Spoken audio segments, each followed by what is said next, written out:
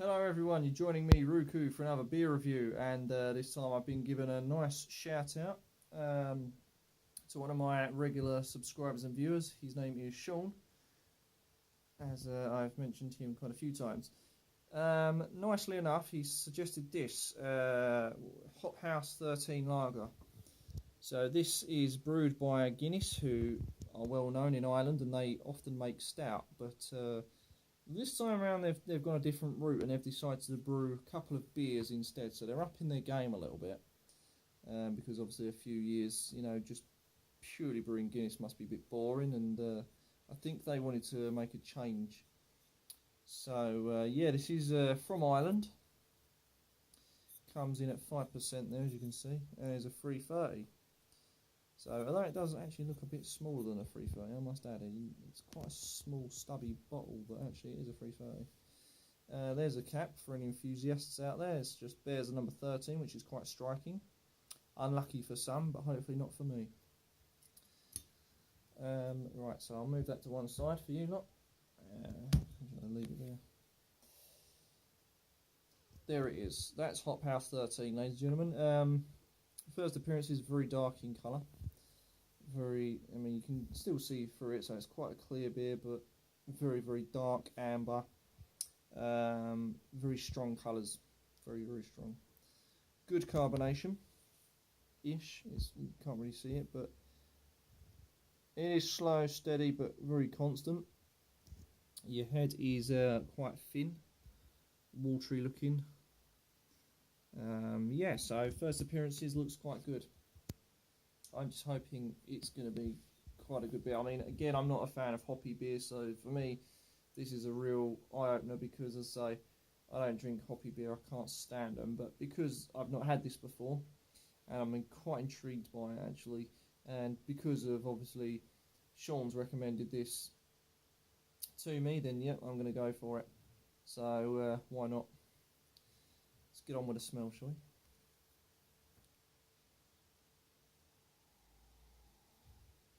Wow, that is strong.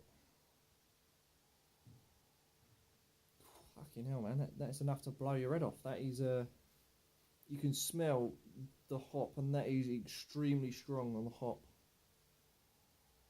It smells a bit musky, a bit fruity. It smells like a peach and apricot, that sort of smell. Very, very strong on the nose, and that really does hit you. It's a nice smell, but it's just extremely strong, so hopefully the taste is not going to be strong of hop, but I'm hoping that it's going to be different. So, yeah. Cheers, guys and viewers.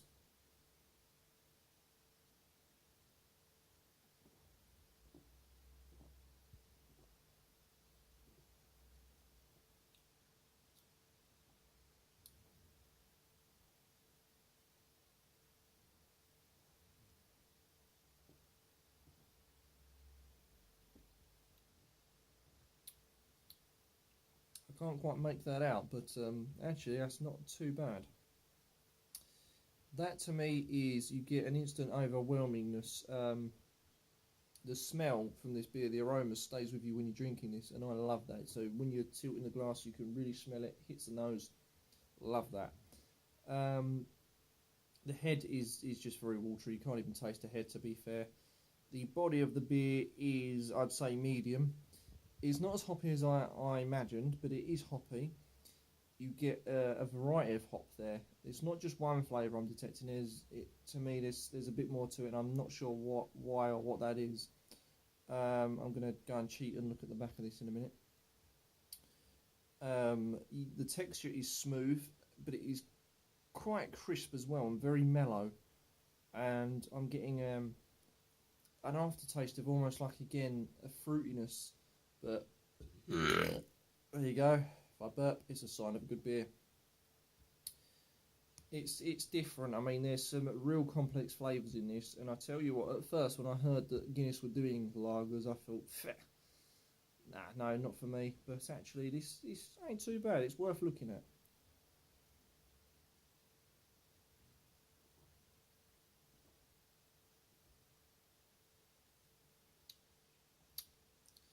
again, you get like a mellow dryness that then automatically turns into this clean crispness. So it's quite crispy in places.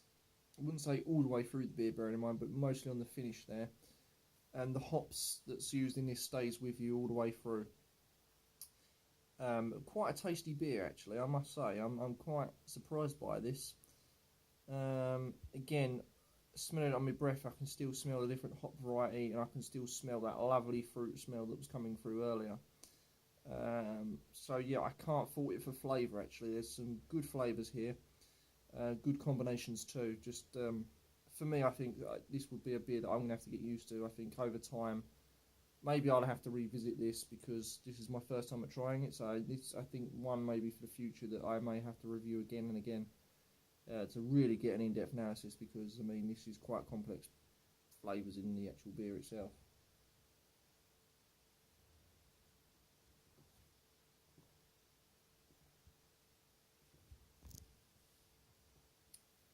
Carbonation, very low, timid, not really much to it. But yeah, not a bad beer actually, so I'm quite chuffed with that. I'm pleasantly surprised, as it were. Right, let's have a cheat on the back. Let's read what it says. So, it's the St James's Gate in Dublin, and it's just basically says, named after the 100-year-old building where hops are still stored at St James's Gate, Hop House 13 is a premium crafted lager, double hopped and brewed with Irish barley. So there's two types of hops there. So again, that's probably why I was tasting a complex flavour of it, and yeah, that would be your two hops coming through. Combination of... Okay, now they're contradicting themselves.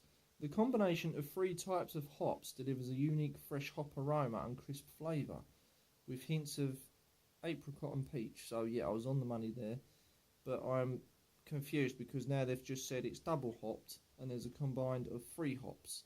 How many hops is in this? Is it 2 or is it 3? Or is it 5? I don't know. Confusing. If you don't believe me, you can read it on the back there. Can we just get that? You might not be able to pick it up, I don't know. The camera on this is not very great at the front, but it does say it, honestly. I'm not making this up. It says somewhere along there anyway. Maybe I can do that. I don't know if you can read that, but yeah, it does say that, and I'm going to pinpoint that. That there says double hopped. Double hopped. Don't know if you're picking it up. And then